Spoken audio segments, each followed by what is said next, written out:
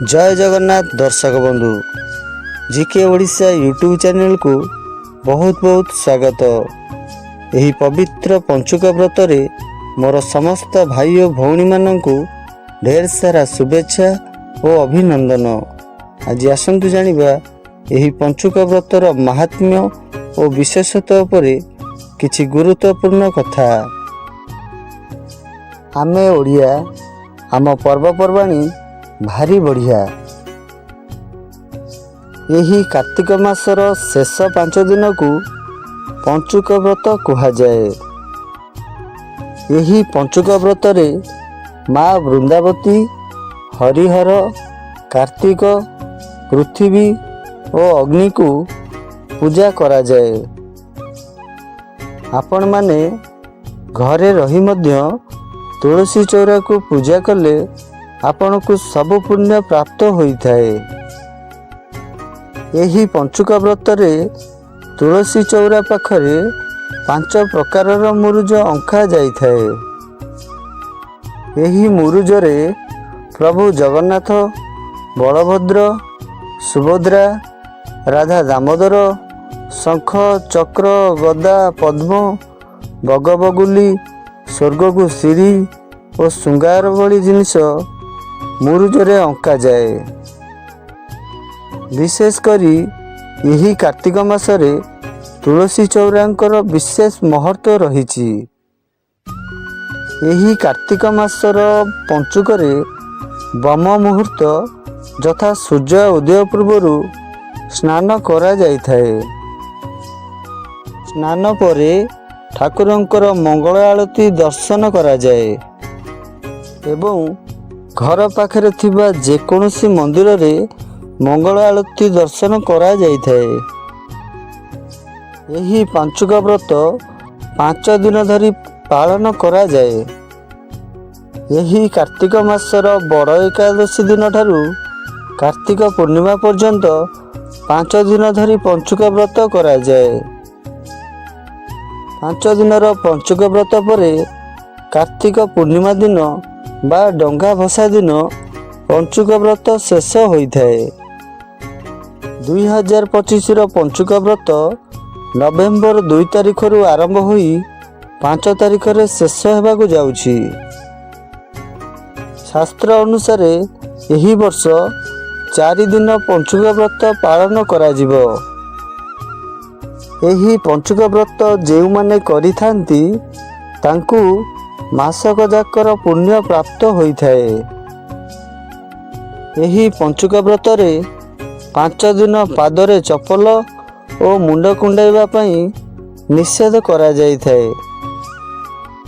यही मास धर्मर मास होइथिबारु यही मासरे काहाकू निंदा करिबा, मिछ कहिबा, अपमान करिबा, मुंडरे तेल लगेइबा और सेजरे सोही रहिबा इत्यादि काम करने कथा नुहे बोली बारण करा जाइथाए। मृत्यु परे वैकुंठ रे स्थान मिलता है बोली यही पंचुक व्रत पालन करा जाए। सरसज्जा थिबा समय रे पितामह भीष्म यही पंचुक व्रत रखिथिले। सेथिपई याहाकु मध्य भीष्म पंचुक कहा जाए। यही पंचुकर 5 दिन जाए सबु गाँर भगत घरे सकाळ और संध्यारे भागवत गीता, ठाकुरंक भजन, नाम और जप आदि करा जाइथाए। कहा जाए जे यह करिबा द्वारा बहुत पुण्य अर्जन मिलता है। यही पंचुकरे कुआरी झियो माने बालुका पूजा माँ पृथ्वी को पूजा करिथांती। माटी रे कइछ और कुंभीर आदि तैयारी करी सूर्य को अर्घ्य देई बालुका पूजा करिथांती। कृष्णकर बाल्य लीला को मने पकाई कुआरी झियो माने बुली बुली दही बिकिथांती। विशेष करी यही पूजा गाँ गहली रे बहुत धूमधाम रे पालन करा जाए। यही पंचुक समय रे नदी, पुष्करिणी बा पवित्र जलाशय रे स्नान करा जाइथाए। ଏହି ପଞ୍ଚୁକରେ ବ୍ରହ୍ମ ମୁହୂର୍ତ୍ତରେ ସ୍ନାନ କଲେ ଗଙ୍ଗା ସ୍ନାନର ପୁଣ୍ୟ ମିଳିଥାଏ।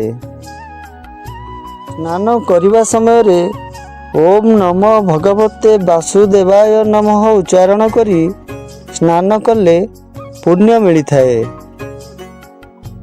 ଏହି ପଞ୍ଚୁକରେ ସକାଳ ଓ ସନ୍ଧ୍ୟାରେ ଚଉରା ପାଖରେ ଦୀପ ଲଗାଯାଏ।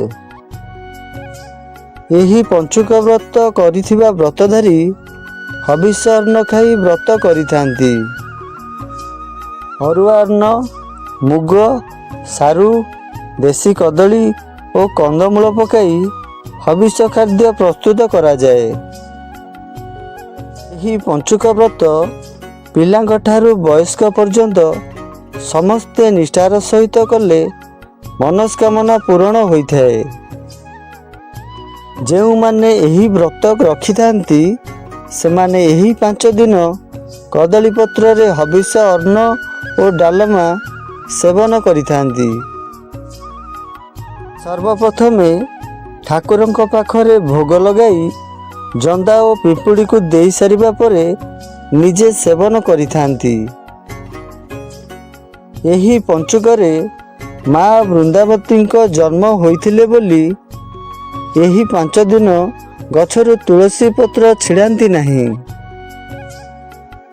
ଏହି କାର୍ତ୍ତିକ ପୂର୍ଣ୍ଣିମା ଦିନ ମା ବୃନ୍ଦାବତୀଙ୍କୁ ଭଲ ଭାବରେ ସୁସଜ୍ଜିତ କରି ପୂଜାର୍ଚ୍ଚନା କରାଯାଏ। କୁହାଯାଏ ଯେ ଏହି ଦିନ ଭୋକିଲା ଗାଈ ଓ କୁକୁରଙ୍କୁ ଖାଇବାକୁ ଦେଲେ ପୁଣ୍ୟ ଅର୍ଜନ ହୋଇଥାଏ। ଆପଣମାନଙ୍କୁ ଏହି ପଞ୍ଚୁକର ଭିଡ଼ିଓ କେମିତି ଲାଗିଲା କମେଣ୍ଟ କରି ଆପଣଙ୍କ ମତାମତ ନିଶ୍ଚୟ ଜଣାଇବେ। ନମସ୍କାର।